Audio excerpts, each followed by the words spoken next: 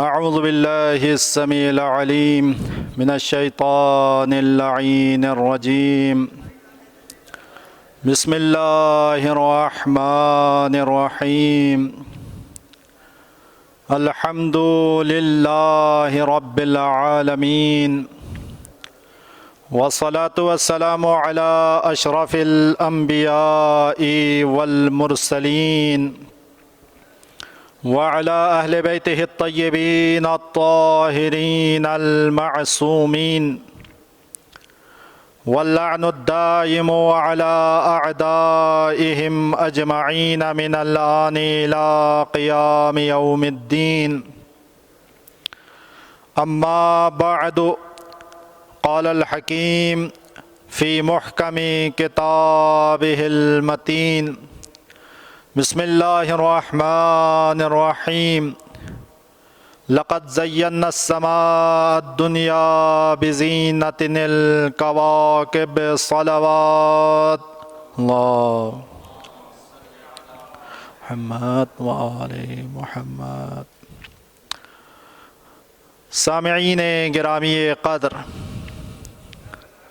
اللہ تعالیٰ نے اس کائنات کو خلق کرنے کے بعد، اس کائنات عالم کو وجود دینے کے بعد، کائنات کو اللہ نے سجایا ہے، جس کا تذکرہ خود قرآن میں اللہ تعالیٰ ارشاد فرما رہا ہے، اِنَّا زَيَّنَّا السَّمَاءَ الدُّنْيَا بِزِينَةٍ الْكَوَاكِبِ.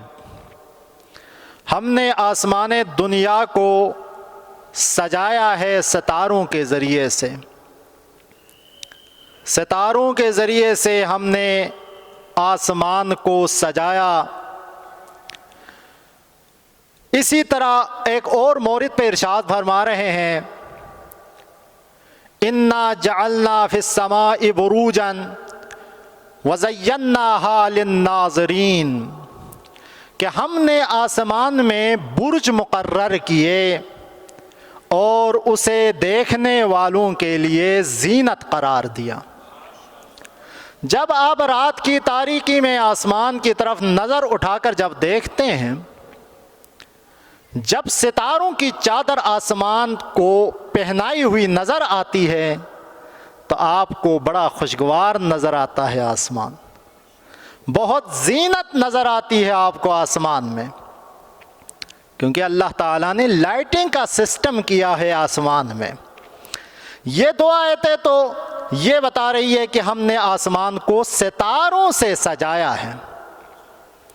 لیکن ایک اور آیت ہے کہ جس میں اللہ تعالیٰ ارشاد فرما رہا ہے، لَقَدْ جَعَلْنَا فِي السَّمَاءِ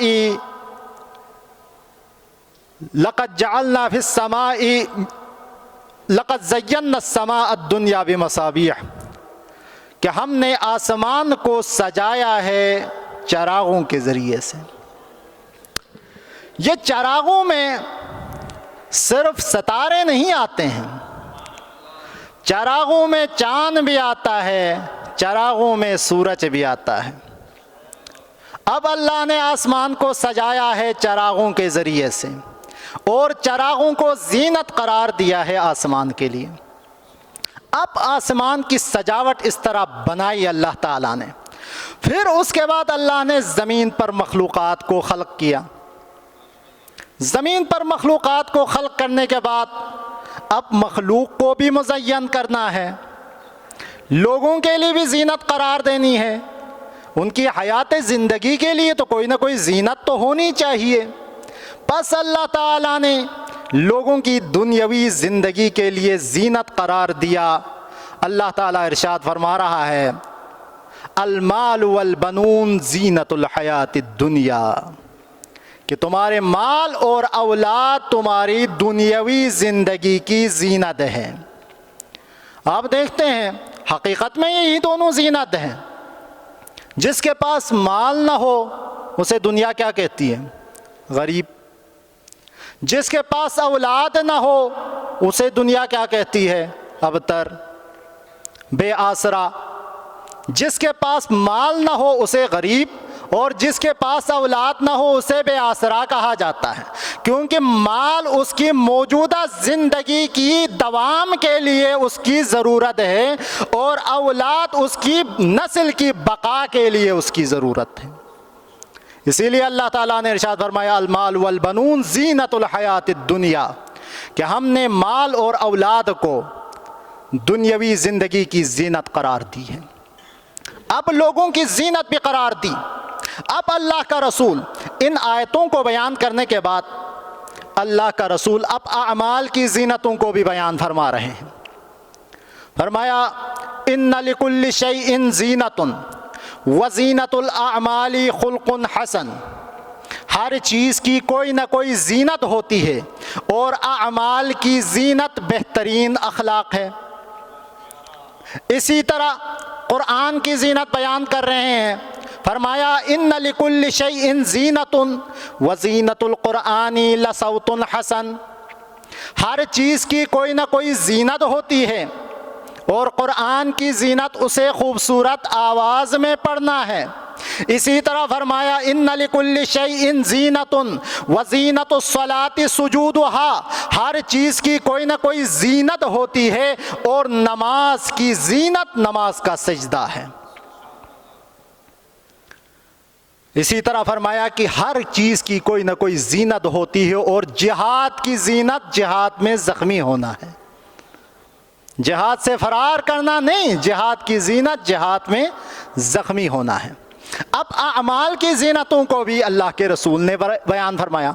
اب وہاں پر جو شخص موجود تھا وہ سوال کرتا ہے، یا رسول اللہ آپ نے آسمانوں کی بھی زینت بیان فرمائی، لوگوں کی بھی زینت بیان فرمائی، اعمال کے بھی زینتوں کو آپ نے بیان فرمایا، اگر ان تمام زینتوں کو ایک جگہ جمع کر کے بتائے تو اس کا کوئی مصداق ہے؟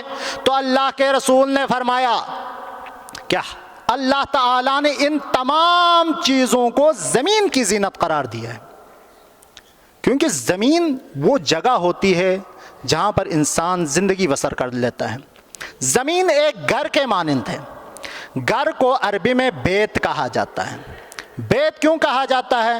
کیونکہ وہاں پر انسان سکونت اختیار کر لیتا ہے۔ باقی گھر کا جو دیوار ہے وہ گھر کی زینت ہے، گھر کا جو چھت ہے وہ گھر کی زینت ہے، گھر کی جو کھڑکیاں ہیں وہ گھر کی زینت ہے، گھر کا جو دروازہ ہے وہ گھر کی زینت ہے۔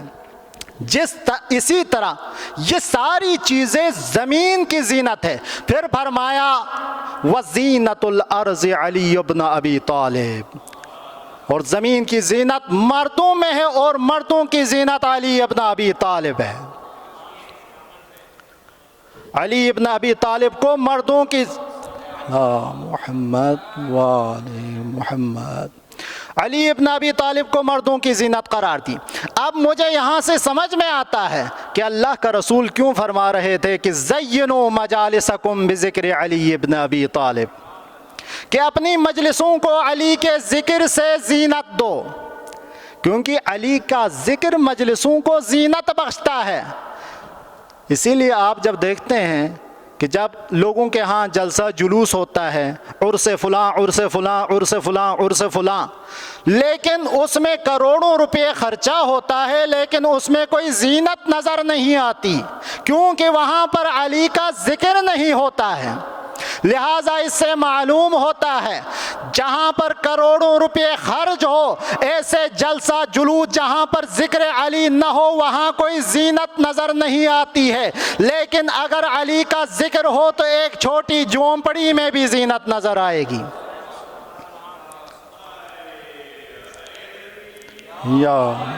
اسی لیے فرمایا کہ زینوا مجالسکم بذکر علی ابن ابی طالب، کہ اپنی مجلسوں کو علی کے ذکر سے زینت دو۔ علی کے ذکر کے بغیر مجلسوں میں زینت نہیں آتی۔ یہ تو آپ بھی دیکھتے ہیں نا، جب ہماری مجلسوں کا سلسلہ شروع ہوتا ہے، جب تک علی کی باتیں نہ کی جائے مجلسوں میں رنگ نہیں آتا ہے، مجلسوں میں زینت نہیں آتی ہے علی کے ذکر کے بغیر۔ وہ علی جو ہمارے مجلسوں کی زینت ہے، وہ علی جو ممبر کی زینت ہے، وہ علی جو محراب کی زینت ہے، وہ علی جو عرش کی زینت ہے، وہ علی جو کرسی کی زینت ہے، وہ علی جو لوح کی زینت ہے، وہ علی جو قلم کی زینت ہے، وہ علی جو جنت کی زینت ہے، اس علی کی زینت کا نام زینب ہے، اس علی کی زینت کا نام زینب ہے۔ اب جناب زینب کبریٰ سلام اللہ علیہا، ما صلی علی محمد وآل محمد، جناب زینب کبریٰ سلام اللہ علیہا کی جب ولادت ہوتی ہے،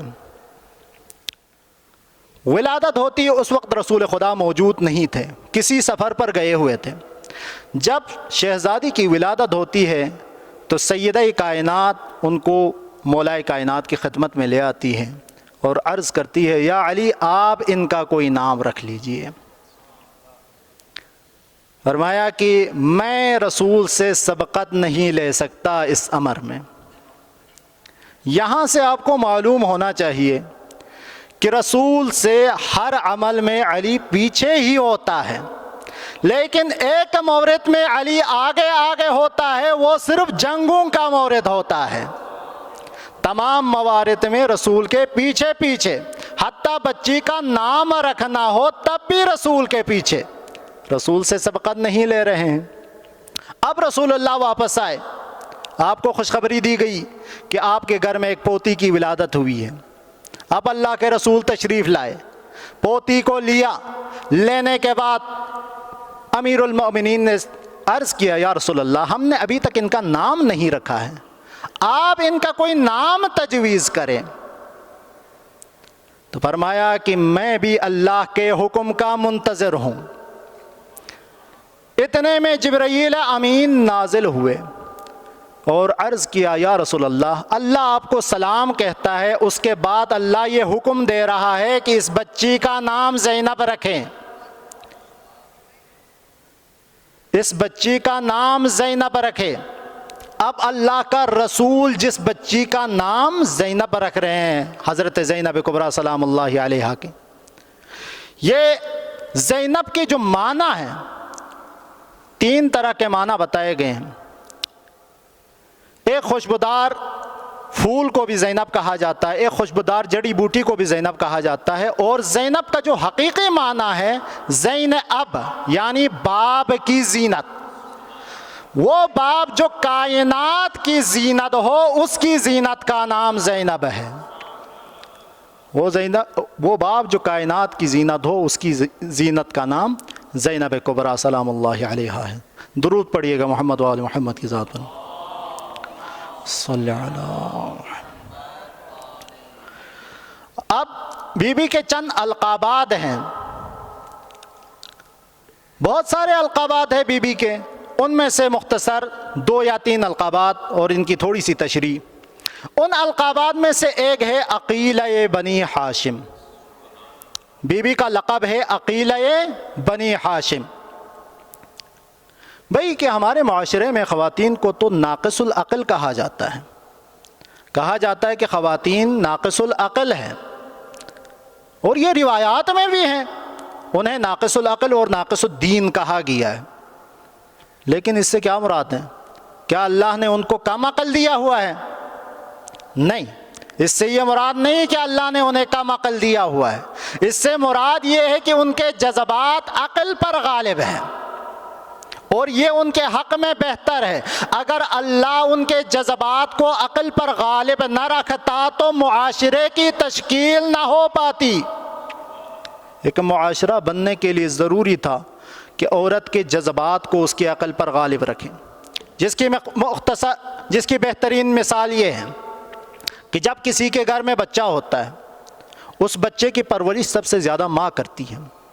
وہ بچہ رات کو روتا ہے تو ماں جاگ کے اسے اٹھاتی ہے، اس کا خیال رکھتی ہے، کئی راتیں ماں کی نیند خراب کرتی ہے لیکن ماں اس پر سختی نہیں کرتی ہے۔ اگر کوئی اسے جدا کرنے کی کوشش کرے، ماں جدا کرنے بھی نہیں دیتی ہے۔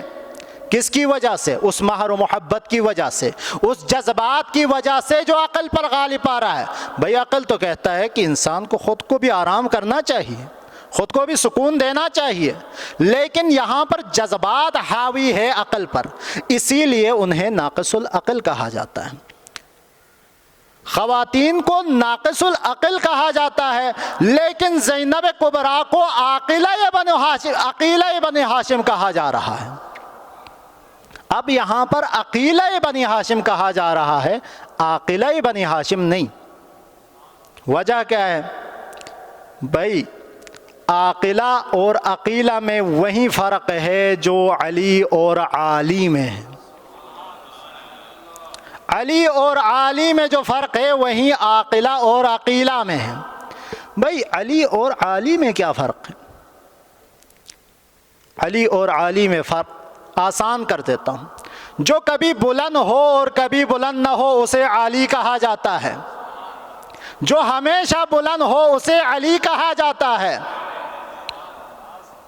اس سے بھی آسان کر دیتا ہوں، عالی اسے کہا جا سکتا ہے جس پر زوال آ جائے، لیکن علی اسے کہا جاتا ہے جس پر کبھی زوال نہیں آئے۔ اگر کسی کو یہ واضح نہیں ہوا ہے تو اس سے بھی آسان کر دیتا ہوں۔ عالی وہ ہوتا ہے جو کبھی کبھی نیچے بھی آئے، اور علی وہ ہوتا ہے جو کبھی نیچے نہ آئے۔ علی وہ ہوتا ہے جو ہمیشہ بلند رہے۔ اب آپ کو بتانا چاہتا ہوں کہ علی وہ ہے جو ہمیشہ علی ہی رہے۔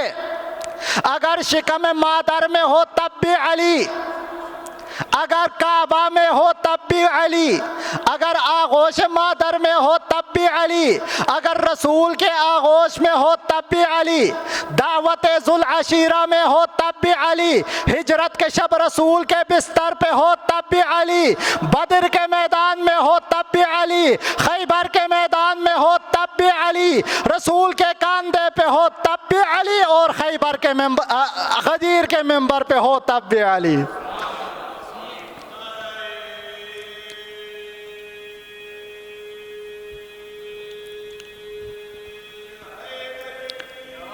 یار غدیر کے منبر پہ ہو تب بھی علی۔ علی ہمیشہ علی رہے گا۔ علی کے لیے زوال ہے لیکن علی کے لیے زوال نہیں ہے۔ علی جیسے مثال دینا چاہتا ہوں، ہمارے ہاں کسی کو جب منصب مل جاتی ہے تو وہ عالی قدر بن جاتا ہے، لیکن منصب کے چھن جانے کے بعد وہ عالی قدر نہیں رہتا۔ لیکن علی جب سے علی ہے تب سے قیامت تک علی رہے گا۔ علی جب سے علی ہے تب سے قیامت تک علی رہے گا۔ وہی فرق عاقلہ اور عقیلہ میں بھی ہے۔ عاقلہ اسے کہتے ہیں جس میں اگر حالات ٹھیک ہو تو عقل ساتھ رہے، لیکن اگر حالات خراب ہو، حوادث و واقعات کی وجہ سے اگر حالات خراب ہو تو عقل جدا ہو جائے، اسے عاقلہ کہا جاتا ہے۔ لیکن عقیلہ اسے کہا جاتا ہے حالات جیسے بھی ہو عقل کی کیفیت ایک ہی رہے، اسے عقیلہ کہا جاتا ہے۔ اگر بچی ہو تب بھی عقیلہ ہے، اگر 5 سالی ہو تب بھی عقیلہ ہے، اگر بابا کے ساتھ مسجد کوفہ میں ہو تب بھی عقیلہ ہے، درس تفسیر دے رہی ہو تب بھی عقیلہ ہے، کربلا سے پہلے ہو تب بھی عقیلہ ہے، کربلا کے بعد ہو تب بھی عقیلہ ہے۔ اللہم صل علی محمد وآل محمد۔ اور عقیلہ کا لقب کہاں پر پا رہی ہے؟ عقیلہ کا لقب عرب میں نہیں، عقیلہ عرب نہیں ہے۔ عقیلہ کا لقب قریش میں نہیں پا رہی، عقیلہ قریش نہیں۔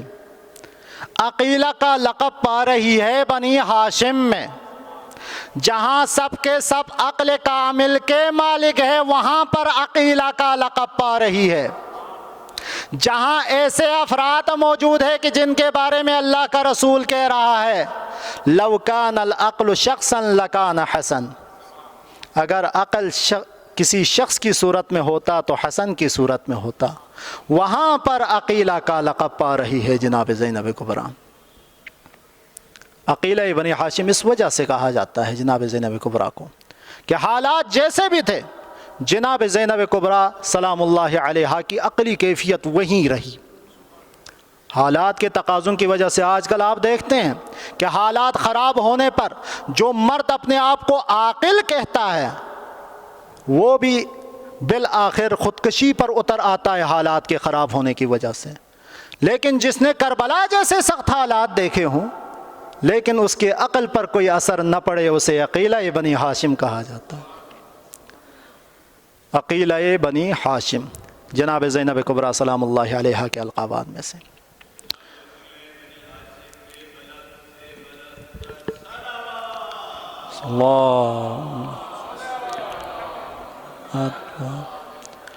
انہی القابات میں سے ایک ہے عالمہ غیر معلمہ. عالمہ غیر معلمہ جناب زینب کبریٰ کے القابات میں سے. آپ جب ہمارے معاشرے میں دیکھتے ہیں کسی کی اگر علمی قابلیت اگر دیکھنی ہے, کیونکہ انسان کی جو قیمت ہے نا وہ علم پر ہے. مولا کائنات ارشاد فرماتے ہیں قیمت کل امرئ ما یعلمہ, ہر انسان کی اتنی ہی قیمت ہے جتنا اس کے پاس علم ہے. آپ معاشرے میں دیکھتے ہیں جو پی ایچ ڈی والے کی قیمت ہے وہ ایم فل والے کی نہیں ہے, جو ایم فل والے کی قیمت ہے وہ بی ایس والے کی نہیں ہے, جو بی ایس والے کی قیمت ہے وہ ایف ایس سی والے کی نہیں ہے, جو ایف ایس سی والے کی قیمت ہے وہ میٹرک والے کی نہیں ہے. لیکن یہ ان معاشروں میں جہاں پر علم کی کوئی قیمت ہو, ہمارے معاشرے میں تو سب برابر ہیں. آپ دیکھتے ہیں کہ مرتبہ ہے علم کا, لیکن اگر وہیں پی ایچ ڈی, یونیورسٹیز بھی فرق کرتی ہیں, جس نے پاکستان میں پی ایچ ڈی کی ہو اور جس نے کسی باہر کسی یونیورسٹی سے پی ایچ ڈی کی ہو, ان کے پی ایچ ڈی میں بھی فرق ہے. اور جس نے پاکستان کے اندر سستی یونیورسٹی سے پی ایچ ڈی کی ہو اور مہنگی یونیورسٹی سے پی ایچ ڈی کی ہو, ان میں بھی فرق ہے. ڈگری کے حوالے سے, ویلیو کے حوالے سے ان میں بڑا فرق ہوتا ہے, کیونکہ تعلیم کے حوالے سے دیکھا جاتا ہے کہ اس نے کہاں تعلیم حاصل کی ہے, کس یونیورسٹی میں, کیونکہ یونیورسٹی میں فرق ہوتا ہے. سبجیکٹ کے حوالے سے فرق ہوتا ہے, اساتذہ کے حوالے سے فرق ہوتا ہے. لیکن جناب زینب کبریٰ سلام اللہ علیہا اس یونیورسٹی میں پڑھ رہی ہے جس کو بیت وحی کہا جاتا ہے, اس سبجیکٹ کا تعلیم حاصل کر رہی ہے جسے قرآن کہا جاتا ہے. اگر اساتذہ اگر دیکھا جائے تو اساتذہ میں سے ایک وہ ہے جو خود مدینۃ العلم ہے, ایک وہ ہے جو باب مدینۃ العلم ہے. اگر آسان کروں, اساتذہ میں سے ایک وہ ہے جو صاحب قرآن ہے, ایک وہ ہے جو ناطق قرآن ہے. اور مادر گرامی سے بھی علم حاصل کر رہی ہے جو مفسرہ قرآن ہے. اگر بائیوں کو دیکھا جائے تو محافظ قرآن ہے. اب اس گھر میں جناب زینب کبریٰ علم حاصل کر رہی ہے, تربیت پا رہی ہے, مقام کیا ہوگا جناب زینب کبریٰ کا. جناب زینب کبریٰ راویہ ہے, روایت کرتی ہے رسول خدا سے بھی, امیر المؤمنین سے بھی, سیدہ کائنات سے بھی, امام حسن سے بھی. سیدہ کائنات نے جو خطبہ دیا دربار خلافت میں, اس فصاحت و بلاغت کو جناب زینب نے ارث میں پائی ہے. اسی لیے دربار یزید میں جو خطبہ آپ نے دیا وہ فصاحت و بلاغت سے اس قدر بھرپور تھی کہ کسی نے کہا کہ آج علی کے لہجے میں کون خطاب کر رہا ہے. اگر علی کے علاوہ علی کے لہجے میں اگر کسی نے خطاب کیا, اگر پوچھا جائے تو مجھے صرف دو شخصیات کا پتہ ہے, ایک عرش میں کلام کیا خدا نے, ایک دربار شام میں خطاب کیا زینب کبریٰ نے علی کے لہجے میں. اب وہاں پر جناب زینب کبریٰ نے جو خطبہ دیا, خطبہ دینے کے بعد امام سجاد جناب زینب کبریٰ کی طرف مخاطب ہو کر ارشاد فرمایا کہ یا عمتی انتی بحمد اللہ عالمۃ غیر معلمہ. پھوپھی جان آپ اللہ کے فضل سے وہ عالمہ ہے جس نے کسی سے علم حاصل نہیں کیا، جس نے کسی غیر کے سامنے کبھی طالب علمی کا زندگی گزارا نہیں ہے۔ وہ عالمہ غیر معلمہ، ایسا عالمہ غیر معلمہ جو کوفے میں درس تفسیر دیا کرتی تھی، اور درس تفسیر بھی وہ جو علی کی تائید سے۔ آپ اندازہ لگائیے، جناب زینب کبریٰ درس تفسیر دے رہے ہیں اور پردے میں مولا کائنات بیٹھ کے بیٹی کے دروس سن لیا کرتے تھے، بیٹی کے دروس سن لیا کرتے تھے۔ لیکن جو عالمہ غیر معلمہ ہے، جو تفسیر کا درس دینے والی ایسی معلمہ ہے، لیکن وہ ایک مسئلہ پوچھ رہی ہے کربلا میں امام زین العابدین سے۔ امام زین العابدین سے آپ سب کو بخوبی معلوم ہے کہ جب شام غریبان انہوں نے خیموں کو آگ لگایا ظالموں نے، تو جناب زینب کبریٰ مسئلہ پوچھنے آئی۔ آسان سے سوال ہے، پوچھ رہی ہے اے وقت کے امام، انہوں نے خیموں کو آگ لگایا ہے، اب ہمارا کیا فریضہ ہے؟ ہم خیموں میں رہ کر جل جائے یا میدان میں فرار کر جائیں؟ آپ کسی بچے سے بھی پوچھیں بھئی کہ گھر کو آگ لگ رہی ہو تو کیا کرنا چاہیے، بچہ کہے گا کہ گھر سے بھاگ جانا چاہیے، جان بچانا اہم ہے۔ لیکن جناب زینب کبریٰ یہ سوال کیوں پوچھ رہی ہیں؟ کیا جناب زینب کبریٰ کو یہ معلوم نہیں تھا؟ نہیں، جناب زینب کبریٰ کو معلوم تھا، لیکن جناب زینب کبریٰ ہمیں بتا رہی ہے کہ جب امام موجود ہو امام سے رجوع کرنا، اپنے عقل سے قیاس نہ کرنا۔ جب امام موجود ہو ہر مسئلے کا حل امام سے پوچھنا ہے، اگر خود کا عقل بھی کچھ کہتا ہو تو عقل کی طرف نہیں جانا، امام سے رجوع کرنا ہے۔ جناب زینب کبریٰ امامت سے پوچھ رہی ہے کہ ہمارا کیا حکم ہے۔ جناب زینب کبریٰ کے القابات میں سے عالمہ غیر معلمہ، انہی القابات میں سے جناب زینب کبریٰ کی ایک لقب ہے ام المصائب۔ ام المصائب کیوں کہا جاتا ہے؟ ام کا معنی ہے ماں، مصائب مصائب کی ماں۔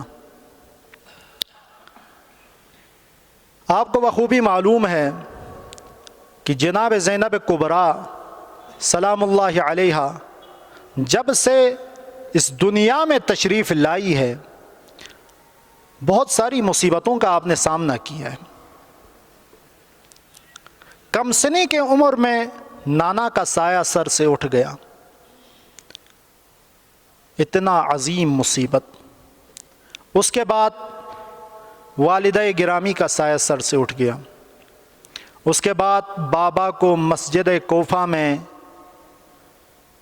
شہید ہوتے ہوئے بھی دیکھا، اس کے بعد حسن مجتبیٰ کے ٹکڑوں میں بٹے ہوئے جگر کو بھی دیکھا جناب زینب کبریٰ نے۔ اس کے بعد ایک وقت آیا کہ نانا کا مدینہ بھی چھوڑنا پڑا زینب کو، اب راستے کے حالات۔ اس کے بعد جب کربلا میں وارد ہوئے، کربلا میں وارد ہونے کے بعد 6 محرم الحرام کو لشکر یزید عمر سعد کی قیادت میں تقریباً 30,000 افراد پر مشتمل لشکر کربلا میں وارد ہو جاتا ہے۔ اس کے بعد عاشورہ میں تو آپ دیکھ رہے ہیں نا، کبھی زینب نے قاسم کے پائمال شدہ جسم کو بھی دیکھا، کبھی علی اکبر کے سینے پر نیزہ بھی دیکھا، کبھی عباس کے قلم ہوئے بازوؤں کو بھی دیکھا، کبھی علی اصغر کے گلے پر تیر بھی دیکھ لیا جناب زینب نے۔ لیکن سب سے بڑا سخت منظر زینب کے لیے کیا تھا کہ 70 قدم دور بائی کے سینے پر شمر سوار ہے اور شمر خنجر چلا رہا ہے، زینب واسطہ دے رہی ہے۔ زادارو، ان ساری مصیبتوں میں سے جو عظیم مصیبت ہے زینب کے لیے، وہ کربلا میں زینب کے سر سے چادر کا چھننا تھا۔ آپ اسی بات سے اندازہ لگائیے، جب 11 محرم الحرام کو تمام اہل حرم کو قیدی بنا کر گنج شہداء سے لے جایا، کہنے کے منتظر تھے، لیکن انہوں نے کیا دیکھا کہ علی کی بیٹی آئی، لاشوں کے درمیان میں بیٹھ گئی اور دونوں ہاتھوں کو بلند کر کے کہا اللہم تقبل منی ھذا القربان، پروردگارہ میری اس چھوٹی سی قربانی کو قبول کیجئے۔ یہ تو شہادت تو ورثہ ہے، لیکن جناب زینب کو جو سب سے بڑا غم تھا نا عزادارو، وہ غم یہ تھا کہ جناب زینب کبریٰ کے سر سے چادر چھینا گیا۔ عزادارو، جب شام غریباں خیموں کو آگ لگ گیا، جناب فاطمہ بنت امام حسین روایت کرتی ہے کہ جب ان ظالموں نے خیموں کو آگ لگایا تو جناب زینب کبریٰ خیمے سے باہر آئی، تمام مستورات کو حکم دے رہی تھی، اے مستورات، آپ کے پاس جو زیورات ہے اسے پھینک دے تاکہ یہ ظالم آپ کو ہاتھ نہ لگائے۔ جناب زینب کبریٰ کے سر سے چادر چھین لیا گیا۔ علی کی بیٹی کربلا سے کوفہ سے شام تک ہر ایک سے یہی تقاضا کرتی تھی کہ کوئی مجھے چادر لا کر دے دے۔ آزادارو، یہ وہ مصیبت ہے جسے علی کی بیٹی کبھی نہیں بلا پائی۔ جب دربار یزید میں پہنچا تو یزید نے کہا کہ میں علی کی بیٹی سے ہم کلام ہونا چاہتا ہوں۔ عزادارو، جناب زینب کبریٰ آگے بڑھی، یزید سوال کرتا ہے دیکھا نا خدا نے تیرے بھائی کے ساتھ کیا کیا؟ جناب زینب کبریٰ جواب دیتی ہے ما رأیت الا جمیلا، میں نے اچھائی کے سوا کچھ نہیں دیکھا ہے۔ عزادارو، پھر وہ سوال کرتا ہے اتنے سارے شہید ہوئے لیکن تجھے کوئی دکھ نہیں ہے زینب؟ جناب زینب کبریٰ جواب دیتی ہے شہادت تو ہمارا ورثہ ہے، لیکن ایک چیز پر مجھے بہت دکھ ہے، جس پر میں بہت غمزدہ ہوں، وہ یہ کہ آج علی کی وہ با حیا بیٹی تجھ جیسے بے حیا سے ہم کلام ہو رہی ہے۔ الا ولعنۃ اللہ علی القوم الظالمین وسيعلم الذين ظلموا أي منقلب ينقلبون رضا بقضائه وتسليما لأمره۔ پالنے والے محمد والے محمد کا صدقہ ہماری اس قلیل سی عبادت کو اپنی دارگاہ میں قبول و منظور فرما۔ پالنے والے تمام مؤمنین و مؤمنات کے جو بھی دلی حاجات ہیں ان کو برآوردہ فرما۔ پروردگارہ، مومنین کے جو بھی مشکلات ہیں ان مشکلات کو برآوردہ فرما۔ پروردگارہ تمام مؤمنین و مؤمنات کو صحت و سلامتی عطا فرما۔ پروردگارہ، جو بھی بیمار ہے ان کو بھی بحق بیمار کربلا صحت کاملہ و عاجلہ عطا فرما۔ پروردگارہ، جو بھی مقروض ہیں ان کا قرض غیب سے ادا فرما۔ پروردگارہ ہماری تمام توفیقات خیر میں اضافہ فرما۔ پروردگارہ ہماری پہلی اور آخری دعا حجت دورہ امام زمانہ کے ظہور میں تعجیل فرما، ہمیں ان کے اصحاب انصار میں سے قرار دے۔ ربنا تقبل منا انک انت السمیع الدعاء بحق زہرا۔